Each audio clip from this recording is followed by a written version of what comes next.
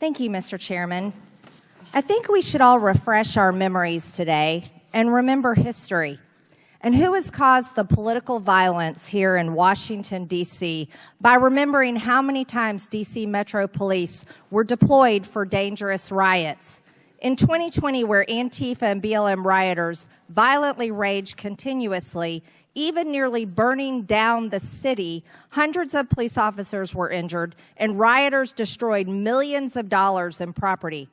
Riots went to such extreme levels in Lafayette Park that Secret Service forced President Trump into the White House bunker. But all of the extreme left-wing violence didn't just start in 2020. No, it started in 2017 on President Trump's inauguration day. But all you hear about is a 3-hour riot on one single day, January 6, 2021. So let's talk about violent criminals and justice. Chief Conte, you've said what we've got to do if we really want to see homicides go down is keep bad guys with guns in jail. When they are in jail, they can't be in communities shooting people. Keep violent people in jail. Is that right, yes or no? Yes. Thank you. Mayor Bowser, do you agree with Chief Conte? Yes or no? Yes, until people serve their sentences. Yes, you agree they should stay in jail. Thank you very much, Mayor. Mr. Graves, you are the U.S. Attorney for the District of Columbia. You have the unique ability to prosecute both local and federal cases. However, Mr. Graves, your office has declined to prosecute 67% of those arrested in 2022, which means they can't stay in jail like Chief Conte is demanding after his police officers do the hard work of arresting these criminals. Instead, you are solely focused on prosecuting January 6 cases from one single day in our history. Meanwhile, D.C. crime is up. Total crime is up 27% from last year. Carjacking up 114%. Murders up 11%. Sexual abuse is up 45%. Property crime is up 30%. And just yesterday morning, a little innocent 12-year-old girl was shot while sleeping in her own bed by another rampant, violent criminal who has probably been previously arrested and not prosecuted.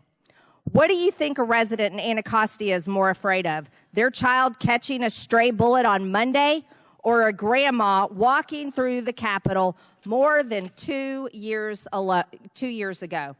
Mr. Graves, your decision to not prosecute 67% of the crimes in D.C. is absolutely criminal itself. People who were charged with murder have been arrested on average 11 times before because you refuse to keep them in jail like Chief Conte is demanding. You have already abused your position by maliciously prosecuting at least 1,000 people from January 6th, but you recently announced that you're going to arrest at least 1,000 more. Let me remind everyone the manner in which you go about your January 6th prosecutions.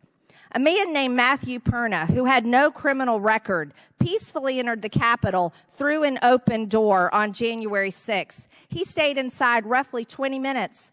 He didn't assault anyone, not a police officer, anyone. He didn't damage any property. He fully cooperated with the FBI and eventually pled guilty to all charges. But right before his sentencing, you, Mr. Graves, asked the judge for more time to object to the pre-sentence report, by the way, while you weren't prosecuting many of the crimes in D.C. This was so that you could ask for at least a few more years in prison for the guy that walked around in the Capitol for 20 minutes, not assaulting anyone.